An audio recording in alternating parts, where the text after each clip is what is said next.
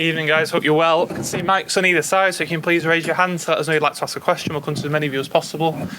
And I think we'll take all questions in English. Is that right? Are we okay for that? Yeah? Perfect. So where to start, please?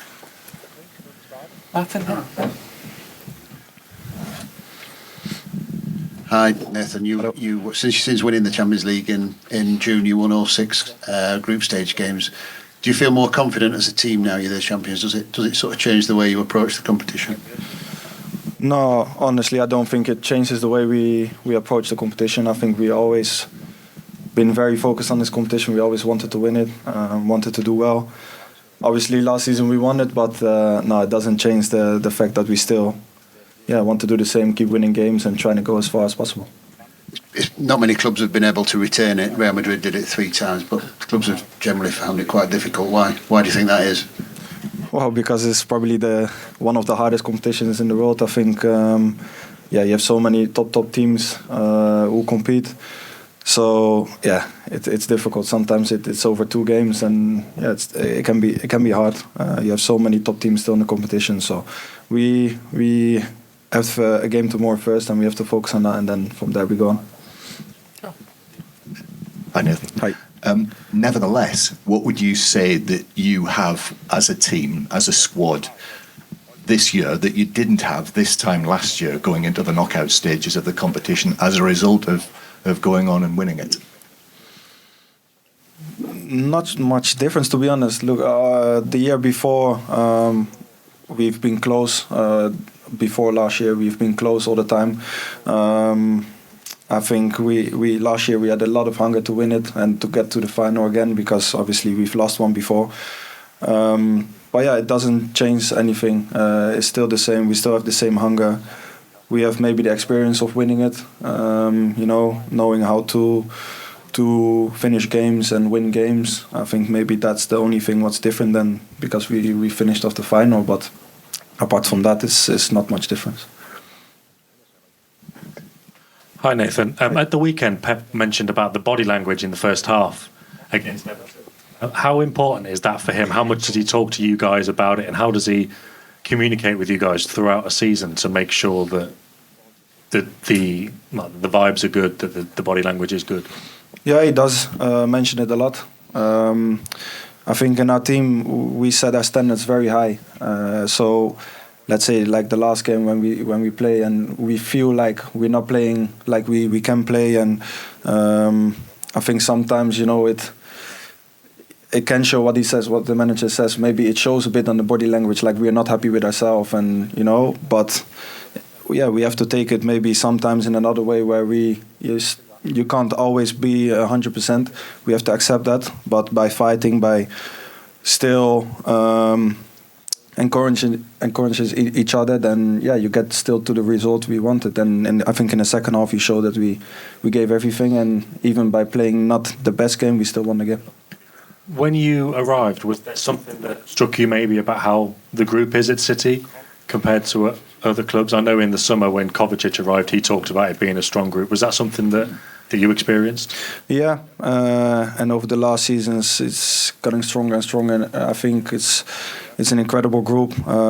We give each other a lot of stick, so you have to be mentally tough in the team. But no, it's great. I love all the players. I think everyone is very good with each other. We do everything for each other on the pitch, but off the pitch we're very good with each other as well, and I think that makes a big difference. Sorry, just one more. What is Guardiola's role in that? Does he tend to get involved too much, or does he leave that space for you guys? No, not too much. I think we have as I said before, we have a strong group, a lot of mature players and a lot of young players, so a good mix, I think. And as I said, he leaves us to that, to be fair. And obviously he's the boss, so when he says stuff, you do it. But we have a strong, mental strong group as well of players. Rob? Hi Nathan. When United came here in the groups before Christmas, a lot was made of the atmosphere here, that it can sometimes be quite intimidating. But when you're playing at this level, you're playing so many big games for club and for country. Does stuff like that have any kind of impact at all? I remember it. I think from last year, I think we played there as well. The atmosphere was very good, but no, it's good. I think sometimes it can be a bonus for the home team. Obviously, they love playing here and they have a lot of fans behind them. But the only thing we can do is focus on ourselves and just enjoy the occasion. It's going to be another big one, and I'm sure tomorrow there's going to be a lot of fans again as well. So it will be tough, but it doesn't change too much. Anton. Hi. Pep said last week about Jack Grealish is working hard to get back to his best form. You talk about the team's mental strength. Just first off, how is Jack, and what's it like when a player is kind of struggling form-wise? No, Jack is good. He's very good. Everyone knows in the team for sure. I think everyone outside of football as well knows how good he is. He's a top guy as well, so he won't change.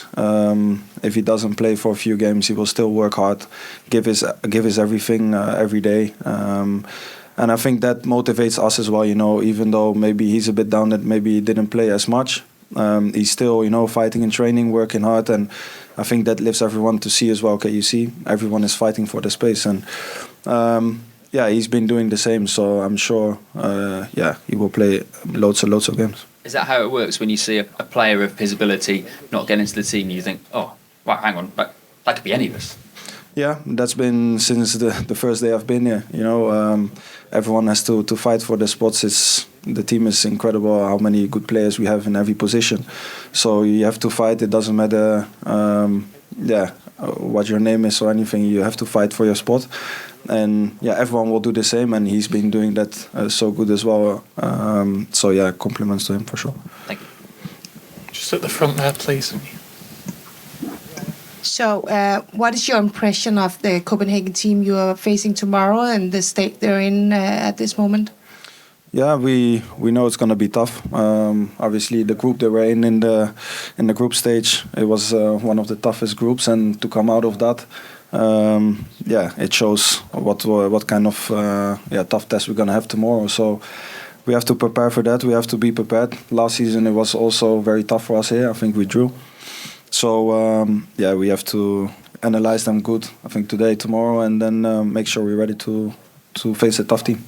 Here we are talking about that Copenhagen hasn't had any important matches, and you guys have matches back to back. Do you guys think that's gonna make a difference in the match tomorrow?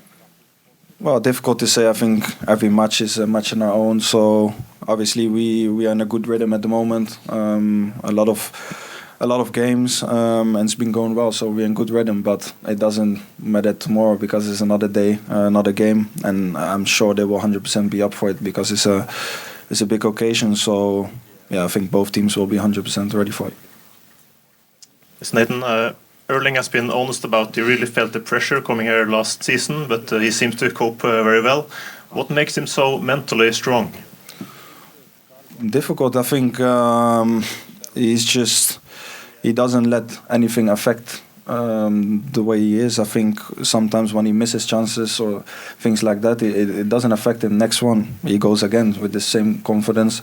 I think that sets him apart sometimes. That sometimes you have moments where maybe you're playing a little bit less, and it can affect you. And him, it doesn't. He's mentally very strong. He's shown that over the last few seasons now, and hopefully you can continue to do that. And what can you say about Oscar Bobb's development? He's been playing more this season, but not so much lately. But what can you say about his development? Very good. I really, really like him. He's so good. Technically, he's unbelievable. And as a guy as well, I think he's so good. He listens to everyone. He wants to get better. He wants to learn from the manager, from players around him, and I think that's why he's growing a lot as well. He's willing to learn, and you can see that every game he plays, he's been impactful. So he has a big future for sure. Oh, good. Brilliant. Thank you, guys. Thank you.